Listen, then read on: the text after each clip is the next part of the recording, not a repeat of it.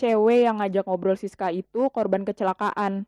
Dan mungkin aja Siska bakal jadi korban kecelakaan selanjutnya. Dia juga ngelihat segerombolan sosok makhluk yang berdiri berjejer di samping kiri kanan jalan menuju rel. Semua sosok penampakan itu banyak yang gak utuh badannya, bahkan ada yang kepalanya gak ada. Assalamualaikum warahmatullahi wabarakatuh. Thank you buat kalian yang udah mampir ke channel ini. Kenalin, aku Wina. Dan di sini aku mau bahas thread yang pernah viral di salah satu media sosial terbesar di Indonesia, yaitu Kaskus. Buat kalian yang belum pernah nonton video-videoku sebelumnya, kalian bisa cek di sini ya. Oke, jadi cerita ini merupakan serangkaian pengalaman horor yang dialami oleh seorang pria yang tinggal di daerah Jawa Tengah, yang mana rumahnya ini kebetulan jaraknya sekitar 300 meter dari rel kereta api angker.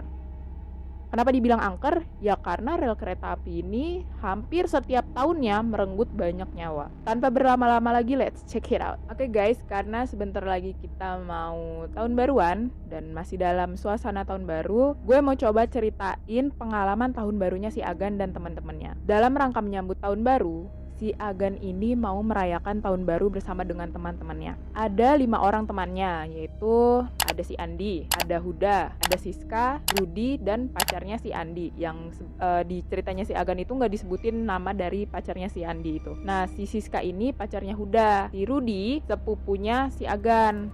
Nah, si Agan ini Jonas. Oke, skip. Awalnya mereka mau nonton konser di pusat kota. Tapi waktu itu mereka kan janjiannya udah sore ya, dan makin sore pasti makin macet kan. Dan karena macet itulah mereka memutuskan untuk gak nonton konser di pusat kota, tapi mau bakar-bakar aja di rumahnya si Rudi. Kebetulan emang rumahnya Rudi yang available buat dipakai sama teman-temannya itu. Karena mereka mau bakar-bakar, jadi Huda yang tempat tinggalnya di dekat laut berinisiatif lah. Dia mau beli ikan di dekat rumahnya. Akhirnya dia berangkat tuh beli ikan sama beli bahan-bahan lainnya. Ceweknya si Andi sama Siska itu belum terlalu kenal lah. Jadi pada saat itu si Andi minta izin buat pergi jalan-jalan dulu sama si ceweknya. Di rumah tinggal bertiga tuh, si Siska, Agan, sama Rudi. Gak lama si Andi balik lagi ke rumahnya Rudi. Udah selesai lah tuh ceritanya jalan-jalannya. Dan ternyata gerimis hujan. Nah di rumah tuh tinggal si Siska, si Agan, sama si Rudi. Posisi si Andi sama ceweknya lagi ngobrol di teras. Nah sedangkan si Agan, Rudi, sama Siska lagi nyiapin bahan-bahan buat bakarannya. Setelah ngeracik bumbu dan nyiapin bahan-bahan, si Siska nih mau nyuci bahan-bahannya. Akhirnya dia izin buat pergi ke belakang, buat ke dapur gitulah. Kebetulan rumahnya si Rudi ini belakangnya langsung rel kereta. Jadi kayak kamu buka pintu belakangmu, terus kayak ada ya paling jarak sekitar 2 meter dibatasin sama pagar bambu, terus kayak ada undakan tanah sedikit gitu. Disitulah rel keretanya.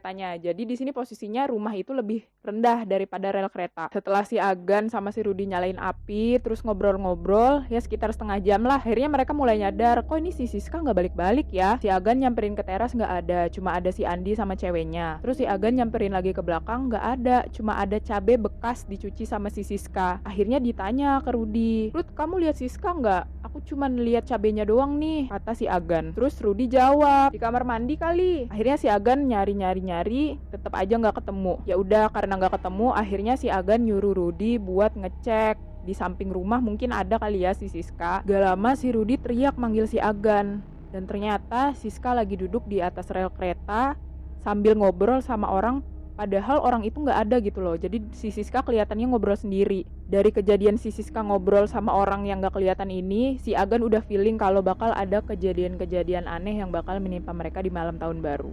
Akhirnya dipanggil lah si Siska sama Rudi, tapi si Siska nih nggak denger gitu loh, nggak nengok-nengok juga. Dipanggil-panggil terus-terusan, Siska tetap nggak denger, tetap nggak nengok. Akhirnya si Rudi ngelempar kayak potongan-potongan genteng gitu, tapi tetap aja udah dilempar genteng-genteng itu, si Siska tetap nggak nengok. Akhirnya si Agan nyuruh Rudi buat nyamperin aja. Udah Rud, kamu seret aja si Siska ke sini. Akhirnya si Siska sadar dan dibawa ke dalam rumah. Terus di situ dia juga ngejelasin kalau tadi dia lagi ngobrol sama seorang cewek. Gak lama dari kejadiannya Siska, si Huda, pacarnya Siska, datang sambil bawa ikan-ikan dan bahan-bahan lainnya buat mereka bakar-bakar. Dan untungnya sepanjang acara bakar-bakar itu gak ada kejadian aneh yang menimpa mereka. Jam sudah menunjukkan pukul 12 tengah malam. Tibalah saatnya Huda dan Andi mengantarkan pacar-pacarnya pulang. Karena mereka yang cowok-cowok ini punya rencana buat nginep di tempatnya Rudy, jadi abis mereka balik nganterin pacarnya, mereka balik lagi dong ke rumahnya Rudy. Tapi Huda dan Andi bakal balik lagi ke rumahnya Rudy karena emang punya rencana buat nginep di situ. Di sela-sela Huda dan Andi nganterin pacarnya, sempat-sempatnya nanya ke Rudy tentang siapa sosok yang ngobrol sama si Siska tadi. Rudy sebagai tuan rumah pun gak tahu menau tentang siapa sosok yang ngobrol sama si Siska. Sampai akhirnya Huda pun pulang ke rumahnya Rudy dan tanpa basa-basi dia langsung nanya ke Agan dan si Rudy. Si Siska tadi kenapa kok nangis? Si Agan sama si Rudy jadi makin bingung. Akhirnya dijelasin deh tuh sama si Huda kalau ternyata tadi Siska lagi ngobrol sama cewek. Nah ceweknya ini kelihatan kayak kebingungan dan kesusahan. Nah terus si ceweknya ini juga katanya sedih karena harus ninggalin anak-anaknya. Sampai akhirnya si cewek ini minta Siska buat nemenin dia. Si Agan sama si Rudy cuma bisa lihat-lihatan sambil mikir kalau kayaknya cewek yang ngajak ngobrol Siska itu korban kecelakaan. Dan mungkin aja Siska bakal jadi korban kecelakaan selanjutnya. Di situ Rudy nggak langsung ngasih tahu ke si Huda kalau si cewek itu nggak kelihatan, alias goib alias setan. Tapi di situ Rudy mencoba tenang sambil bilang kalau ya mungkin aja itu cewek tetangganya si Rudy karena emang lagi sama-sama sendirian. Mereka ngobrol-ngobrol di luar sampai ya kira-kira jam 1:30 sambil nunggu si Andi yang gak datang-datang. Karena si Andi gak datang-datang, mereka mikirnya mungkin aja si Andi gak jadi nginep karena rumahnya emang lebih jauh daripada rumahnya Huda. Pas mereka masuk ke rumah, tiba-tiba ada suara telepon dari HP-nya si Agan. Dan ternyata itu dari si Andi. Si Andi nelpon sambil minta tolong. Tolong Yas, tolongin aku, cewekku pingsan. Aku ada di pos di deket rel. Pada kaget dong semua di situ. Akhirnya mereka bertiga langsung nyusulin si Andi. Pos ini gak jauh dari rumahnya si Agan. Dan jarak antara pos dengan rel kereta itu paling gak cuma 50 meter. Jadi ya pasti di tempat itu sering banget terjadi kejadian-kejadian aneh. Oke. Langsung skip ke besoknya. Besoknya mereka kumpul-kumpul lagi di rumahnya Rudy cuma untuk ngobrolin kejadian aneh semalam. Sebelumnya di sini aku mau bilangin dulu kalau ada 3 jalan menuju rumahnya Rudy. Pertama yaitu jalan yang melewati bawah rel. Kedua itu jalan kampung di dekat rumahnya si Agan yang langsung nerabas rel gitu loh, kayak tanah sama rel itu sejajar gitu loh, nggak ada undakan-undakan sama sekali. Terus jalan ketiga itu jalan yang emang agak muter dan agak rame dan paling safety karena ada palang pintunya. Nah si Andi ini pada malam itu memilih jalan kedua yang dekat rumahnya si Agan. Dan semua jalan yang menuju ke rumahnya si Rudy itu harus ngelewatin rel kereta. Jadi pas malam si Andi lagi nganterin pacarnya, dia ngeliat ada sosok berbaju putih lusuh lagi mondar-mandir di tengah jalan. Dan cewek ini gak napak alias terbang, tapi terbangnya terbang rendah. Sosok cewek ini ngeliatin si Andi seakan-akan kayak emang nungguin si Andi buat nyebrang. Ngeri banget sampai akhirnya si Andi nyadar kalau sebagian muka ceweknya itu gak ada alias hancur. Dan alasan dibalik kenapa ceweknya Andi pingsan adalah selain dia ngelihat penampakan itu, penampakan yang sama yang Andi lihat juga, dia juga ngelihat segerombolan sosok makhluk yang berdiri berjejer di samping kiri kanan jalan menuju rel. Dan semua wajah makhluk itu menyerong ke kanan menghadap si ceweknya itu. Jadi kayak kalau misalkan seorang raja lagi jalan kan pasti kayak orang-orang di samping-sampingnya itu pada ngeliatin rajanya ya. Si ceweknya si Andi itu diibaratkan si rajanya itu. Semua sosok penampakan itu banyak yang gak utuh badannya, bahkan ada yang kepalanya gak ada. Pas lagi cerita-cerita kayak gitu, orang tuanya Andi ikut nimbrung dan akhirnya bilang kalau tempat itu emang angker. Dan itu jadi penanda buat kita harus hati-hati kalau mau lewat situ. Lanjut ke ceritanya si Siska. Pas kejadian dia lagi ngobrol sambil duduk di atas rel. Awalnya tuh dia dengar kayak ada suara minta tolong dari tengah-tengah rel. Disamperin lah sama si Siska. Dan ternyata suara minta tolong itu berasal dari sosok perempuan. Dan perempuan itu minta tolong sambil nunjuk-nunjuk motornya. Tapi anehnya di situ Siska nggak ngelihat ada motor sama sekali. Siska juga bilang katanya muka si cewek itu kelihatan kayak lagi kebingungan, ketakutan. Terus akhirnya mereka curhat-curhatan di situ. Si cewek itu bilang kalau dia lagi kesusahan dan sedih karena harus ninggalin anaknya. Orang tuanya Rudy pun ikut nimbrung lagi dan bilang kalau cewek itu bukanlah manusia. Dan orang tuanya Rudy meminta Siska untuk menyebutkan ciri-ciri cewek tersebut. Ciri-cirinya yaitu wajahnya bulat, rambutnya ikal, agak pendek, gemuk, dan yang nggak terlalu tinggi lah. Mendengar jawabannya si Siska, ibunya Rudy mulai mencari-cari sesuatu dan akhirnya mengeluarkan sebuah album foto pernikahan tantenya Rudy alias adiknya ibunya Rudy. Dan ternyata di dalamnya ada foto cewek yang sama persis dengan ciri-ciri yang Siska bilang. Dan cewek itu adalah teman dari adiknya ibunya Rudy. Dan lebih kagetnya lagi adalah cewek itu sudah meninggal sejak tahun 1993. Cerita meninggalnya cewek ini meninggalkan duka terutama bagi anak-anak dan orang tua si cewek ini. Jadi ceritanya si cewek ini adalah TKW yang udah 4 tahun gak pulang kampung. Di sini si Agan gak nyebutin kalau ini tuh TKW di negara mana, gak tahu. Pokoknya dia udah 4 tahun gak pulang kampung.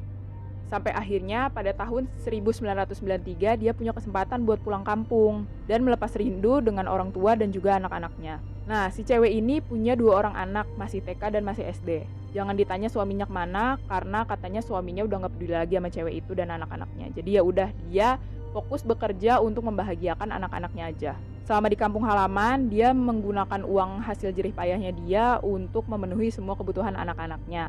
Dia beliin jajan, beliin mainan, jalan-jalan, sampai saking senengnya dia beli motor buat sekedar jalan-jalan sama anak-anaknya atau mengunjungi rumah kerabatnya. Sampai akhirnya pas dia lagi naik motor sendirian dan harus melewati rel kereta api, motor yang dia tumpangi tersangkut di tengah-tengah rel. Para warga yang melihat kejadian itu mulai meneriaki cewek itu. Dan sebenarnya si cewek itu sadar kalau bakal ada kereta yang lewat. Awalnya dia udah ninggalin motornya di tengah rel. Tapi karena ada perasaan sayang dan karena emang motor baru, akhirnya dia balik lagi rencananya buat nyelamatin motor itu.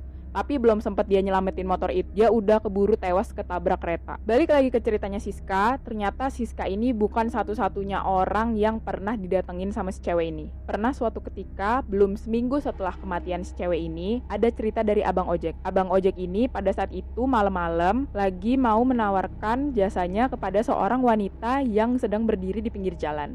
Nah, tempat wanita itu berdiri dengan stasiun itu kurang lebih 1 kilometer.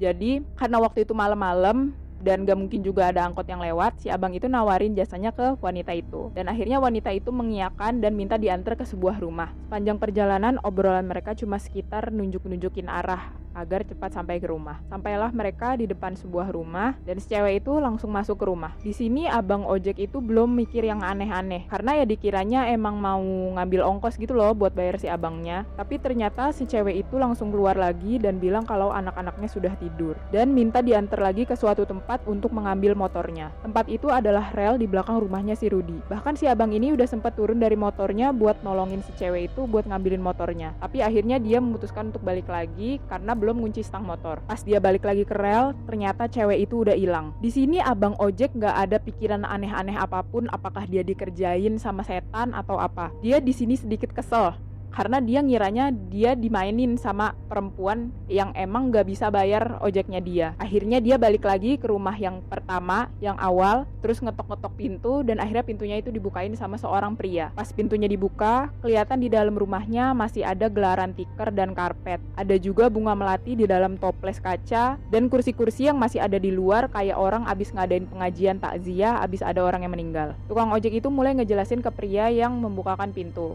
Dia bilang kalau tadi ada cewek yang pakai jasanya dia, minta diantar ke rumah ini, kemudian minta diantarkan lagi ke suatu tempat untuk ngambilin motornya.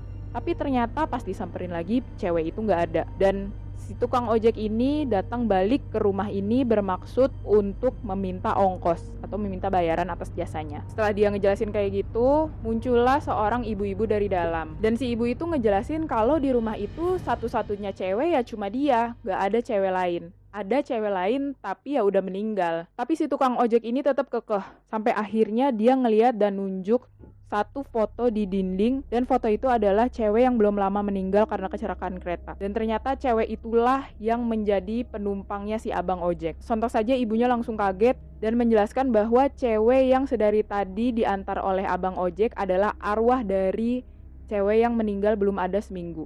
Dan tempat di mana si cewek itu minta tolong buat diambilin motornya adalah tempat di mana cewek itu ketabrak. Di sini si tukang ojek cuma bisa bingung dan akhirnya dia pulang tanpa mendapatkan bayaran apapun. Oke guys, ceritaku cukup sampai di sini ya. Gimana menurut kalian cerita kita kali ini? Ketik di komentar ya supaya aku tahu respon kalian terhadap video ini. Jangan lupa like, comment, subscribe, dan share supaya aku lebih semangat lagi nyeritain ke kalian cerita-cerita horor. Dan juga buat kalian yang punya pengalaman horor, kalian bisa loh sharing ke aku dan bakal aku bawain di video ini. See you on the next video. Assalamualaikum warahmatullahi wabarakatuh.